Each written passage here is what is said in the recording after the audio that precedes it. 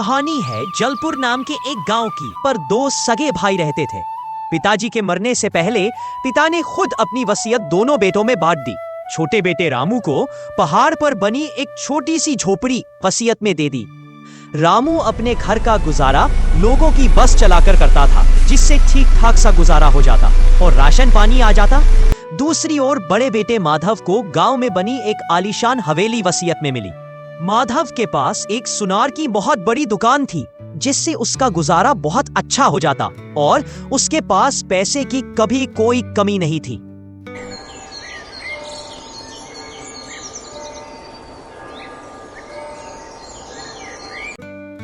अरे आज आप इतनी जल्दी कैसे आ गए? आप तो शाम को आते हैं ना, लेकिन आज ऐसा क्या हुआ? अरे भाग्यवान, इतनी क्यों टेंशन लेती है? आज काम जल्दी खत्म हो गया, इसीलिए सेठ ने जल्दी घर भेज दिया। ये बता, घर का काम हो गया या मैं कुछ मदद करूं? जी काम तो मैंने कब का कर दिया, उसके टेंशन ना लो आप। लेकिन मुझे बहुत मुश्किल होती है नीचे से ऊपर पानी लेकर आने में। ऊपर से आपके बाबूजी ने हमें पहाड़ पर झोपड़ी दी है। अरे ऐसे नहीं बोलते, बाबूजी ने कुछ सोचकर ही हमें पहाड़ पर जगह दी और हमारे पास जितना भी है हम उसमें ही खुश है। बेशक रामू के पास ज्यादा नहीं था, पर दोनों जी खुशी से अपनी जिंदगी बिता रहे थे, बिना किसी फिक्र के। माधव किसी काम से सुबह सुबह अपने घर वापस आता है। अरे रिंकी, जो मैंने तुझे पिछले दिन 50,000 रुपए दिए थे ना, वो मुझे दे दे। मैंने मुंशी जी को देने हैं, जरा जल्दी करना। अच्छा बस 2 मिनट रुको, मैं फटाफट से पैसे लेकर आती हूँ। रिंकी अलमारी में से पैसे लेकर आती है।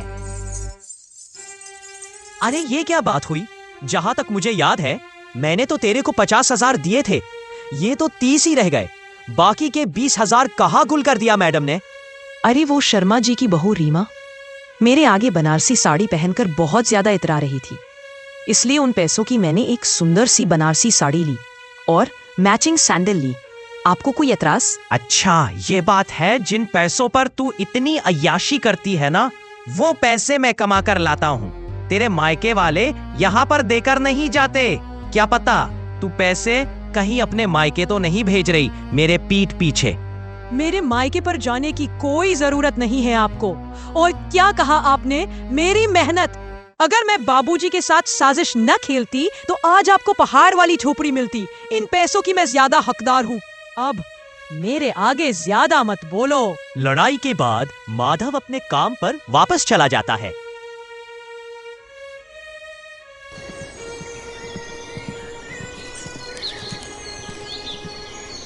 दूसरी ओर रामू भी रोज काम के लिए पहाड़ी से नीचे उतर कर जाता है।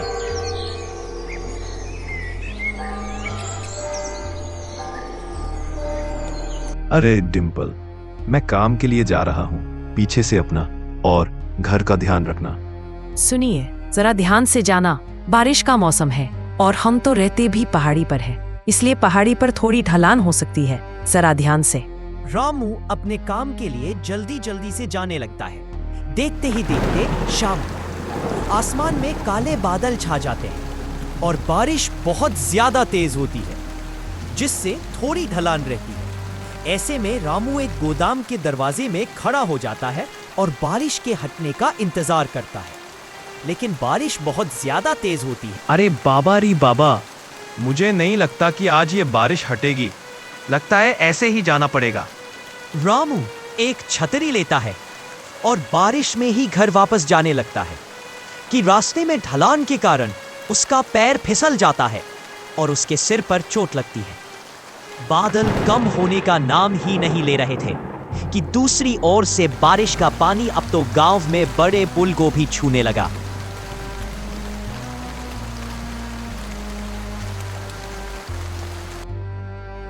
माधव, गांव में इस बार बारिश का तो कहर ही छा गया। हमें गांव में सबको आगाह कर देना चाहिए। अरे मुखिया, ये बारिश की बातें छोड़ो, तुम मेरे काम पर ध्यान दो। गांव में तुम्हारा और मेरा कारोबार सबसे ज्यादा है। अगर हमने गांव वालों को आगाह कर दिया तो वो गांव छोड़कर भाग जाएंगे और हमारा काम कैसे चलेगा? दिमाग से सोचो। चलो तुम्हारे ये बात भी मान लेते हैं, लेकिन मैं फिर से कह रहा हूं, बारिश से बचकर। मुखिया जी, इतना तो सोचो, 5-5 मंजिल के तो अपने घर ही है। अगर कभी बाढ़ आ भी गई तो छतों पर चढ़ जाएंगे। जरा दिमाग से सोचा करो। माधव का अपने कारोबार को लेकर जो पागलपन था वो आगे जाकर उसके लिए ही समस्या बनेगी, लेकिन कैसे, ये तो समय ही बताएगा। बीच में कुछ समय के लिए बारिश रुक जाती। इसी समय के दौरान डिंपल सब्जी लेने के लिए नीचे बाजार में जाने लगती है कि वहीं पर उसे अपनी जेठानी रिंकी भी मिल जाती है। जी बोलिए बहन जी, कितने किलो सब्जी डालूं? मेरी को 1 किलो टमाटर, 1 किलो आलू और थोड़ा सा धनिया डाल दो। जरा जल्दी करना, बारिश का मौसम है। भाभी कैसी हैं आप? आप तो दिखाई भी नहीं देते। घर में सब कैसे है? ठीक ही है सब। आज तू यहाँ कैसे? क्या कोई काम था जो मेरा पीछा करती करती यहाँ तक आ गई? नहीं नहीं भाभी, ऐसे तो कोई बात नहीं है। बस आप मुझे यहाँ दिखाई दी।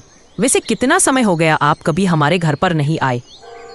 अरे अब मैं तुम जैसे गरीब और फटीचर लोगों के घर पर आऊंगी? इतनी भी गिरी हुई औकात नहीं है मेरी। वो भी कहाँ पर? ये टूटी सी झोपड़ी में कभी नहीं। इतना सुनाते ही रिंकी तो अपने रास्ते चली गई, लेकिन डिंपल का मन बहुत उदास हुआ और आंखों में से आंसू अपने आप ही आ रहे थे। घर जाकर भी डिंपल के दिमाग में अपनी भाभी की कही हुई बातें ही चल रही थी कि इतने में उसका पति रामू घर वापस आता है और उसे ऐसे रोता देख उसे वजह पूछने लगता है और डिंपल सारी की सारी बात अपने पति को बताती है। मेरी बात ध्यान से सुनो, आज के बाद हमारा उनसे कोई रिश्ता नाता नहीं है। बारिश का इतना कहर था कि गांव में बाढ़ आ गई और ऐसा लग रहा था कि पूरा गांव ही डूबने वाला हो। अरे रिंकी, जल्दी से जरूरी सामान इकट्ठा कर ले, गांव में बाढ़ आ गई है। लेकिन रिंकी ने जरूरी सामान में सिर्फ अपना पैसा ही इकट्ठा किया और कुछ नहीं।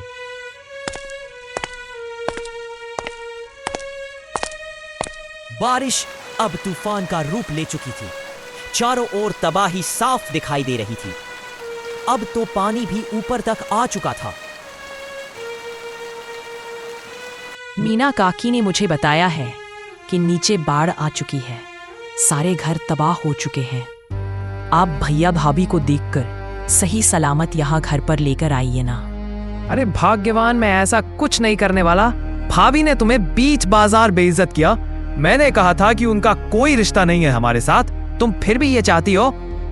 जिंदगी में मैंने आपसे कुछ नहीं मांगा, आज मांग रही हूँ। मेरे खातिर वहां पर जाओ ना। मुझे नहीं पता उन्होंने क्या किया क्या नहीं किया, बस मुझे वो यहाँ पर चाहिए।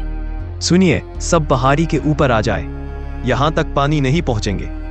रामू, मुझे माफ कर दे, मैंने तेरे साथ इतना गलत किया, लेकिन आज मुश्किल के समय होने पर भी अपने भाई के साथ खड़ा रहा। शुक्रिया मेरा नहीं, डिंपल का करो। वो इतनी अच्छी है कि भाभी ने जो डिंपल को भरे बाजार में बेइज्जत किया, उसके बाद भी डिंपल ने मुझे यहाँ पर भेजा आप लोगों की मदद करने के लिए। अब मैं चलता हूँ। मेरा भाई इतना अच्छा है कि इतने गीले शिकवे होने के बाद भी मेरे साथ खड़ा है, और तू एक ऐसी औरत है जिसे पैसे के बिना और कुछ दिखता ही नहीं। मैं अपने भाई के पास जा रहा हूँ, हमेशा के लिए।